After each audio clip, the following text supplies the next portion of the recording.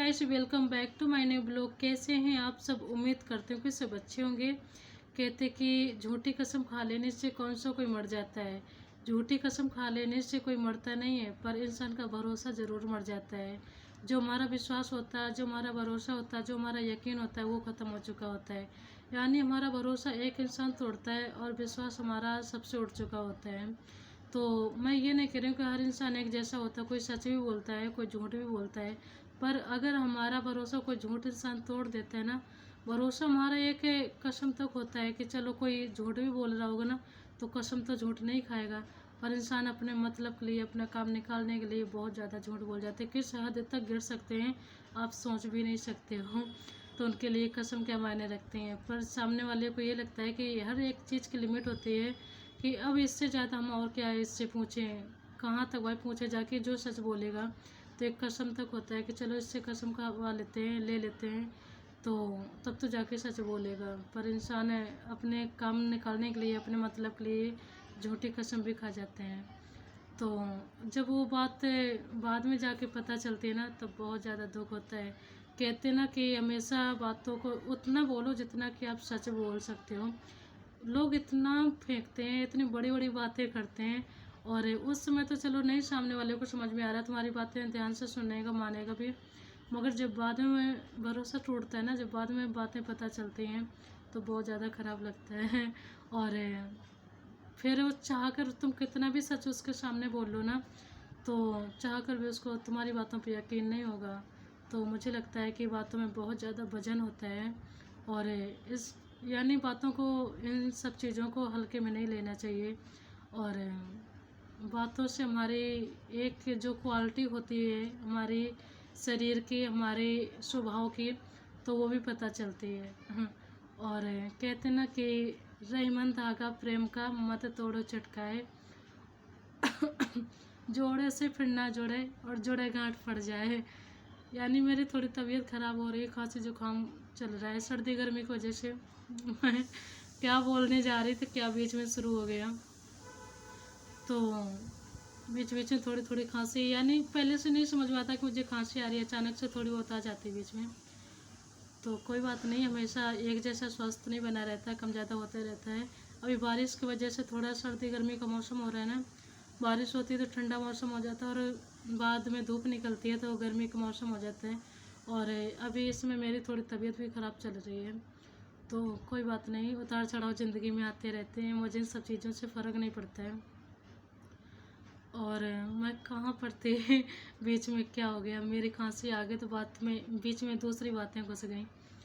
और इसलिए बेशक हम इंसान से फिर कितना भी सच बोल लेना, जो एक बातों की गांठ पड़ चुकी होती है ना, तो जैसे एक सीधा धागा लो तो वो यानी सुई में चला जाता है।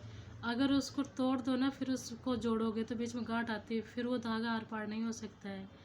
बस वो वहीं तक जा सकता है जहाँ तक वो उसको गांठ नहीं मिलेगी। उसके जैसे गांठ पड़ गई ना, फिर वो क्रॉस नहीं कर सकता है। तो ऐसे इंसान फिर तुमसे बोलेगा, बताएगा, व्यवहार भी रखेगा, पर तुम्हारे ऊपर ना फिर विश्वास नहीं होगा। तो मुझे लगता है कि उतना हमेशा सच बोलो जितना कि आप बोल सकते हो, दूसरों को यकीन दिला सकते हो, जो दूसरा अगला आप पे विश्वास कर सकता है। तो ज़्यादा फालतू बोलने की ज़रूरत नहीं कि हाँ लंबी लंबी फेंकते रहो। लोग इतना बोलते हैं, इतना बोलते हैं, मुझे समझ में नहीं आता क्या बोलते हैं। कोई कोई तो ऐसा होता है, किसी किसी की आदत कि इतनी ज़्यादा बातें करेंगे, इतनी ज़्यादा, हाँ, और बातों का अर्थ जो होता है, बातों का मतलब कुछ नहीं निकलता है। तो मुझे लगता है कम से कम बोलो, पर उतना बोलो जितना कि सामने वाला तुम्हें समझ सके, और उतना बोलो जितना कि तुम सच बोल सकते हो। ज़रूरी नहीं है कि तुम्हें 2 घंटे मुँह चलाओ और सामने वाला उस समय तो सुन लेगा। पर मुझे लगता है कि जब कोई सच बोलता है ना, तो बातें सुनने में मन लगता है। और जब कोई फेंकता है ना बातें लंबी लंबी, तो ज़्यादा देर तक सुनने में मन नहीं लगता है। तो बातों में बहुत ज़्यादा वजन होता है, बहुत ज़्यादा। कहते ना, पहले तोलो फिर मुँह को खोलो। तो हमेशा उतना बोलो जितना कि आप खुद, यानी खुद को अच्छा लगे, खुद आप बर्दाश्त कर सकते हो। और जब अपने ऊपर बीतती है तो लोगों को बहुत मिर्ची लगती है, और वही चीज़ जब दूसरे को देते हैं तो फिर बड़ा मीठा लगता है शब्द। बहुत अच्छा लगता है दूसरों को कुछ ख़राब चीज़ें देने में। मुझे लगता है जो चीज़ें खुद को अच्छा न लगे ना, तो फिर दूसरे को नहीं देनी चाहिए, क्योंकि वो चीज़ फिर लौट के हमारे पास आती ज़रूर है। नहीं वहाँ से आ रही तो दूसरी जगह से चाहे आ जाए, पर वो आती ज़रूर है, कुछ टाइम बाद आएगी। तो इंसान कहीं ना कहीं से तो फंसता ज़रूर है। और दिशा, क्या कर रहे हो बाबू? ये खेलने का टाइम हो रहा है, सो जाओ, सुबह स्कूल जाना है, जल्दी उठा करो।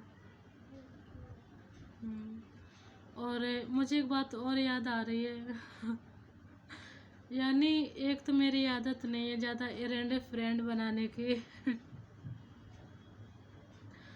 यानी फेसबुक में मैं लोगों के देखती हूँ 1000 2000, मैंने 4-4 हज़ार तक फ्रेंड देखे हैं। कितने ज़्यादा फ्रेंड बना लेते, वो आते किसी काम के नहीं यानी किसी काम में नहीं आते, किसी काम के नहीं होते। कुछ लोग होते हैं, कुछ बहुत होते हैं जो हमारे आजू बाजू रहने वाले होते हैं, तो वो तो काम आ सकते हैं। पर लोग इतनी दूर दूर के फ्रेंड बना लेंगे जिनको कभी देखा नहीं है, जिनको कभी पहचाना नहीं, जिनसे कभी मिल भी नहीं सकते हैं, तो वो उनके फेसबुक में फ्रेंड बने होते हैं। अगर किसी की फ्रेंड रिक्वेस्ट आ गई और उसको मैं जानती हूँ, तब तो मैं एक्सेप्ट कर लूँगी, और जिसको नहीं जानती हूँ तो फिर वो ऐसे पड़े रहते हैं मेरे फ़ोन में। मेरे फेसबुक में टोटल होंगे शायद, मुझे याद नहीं आ रही, वही 40-50 के लमसम होंगे। तो कुछ ससुराल के आजू बाजू के, यानी जिनको मैं जानती हूँ, तो उनके एक्सेप्ट कर लिए और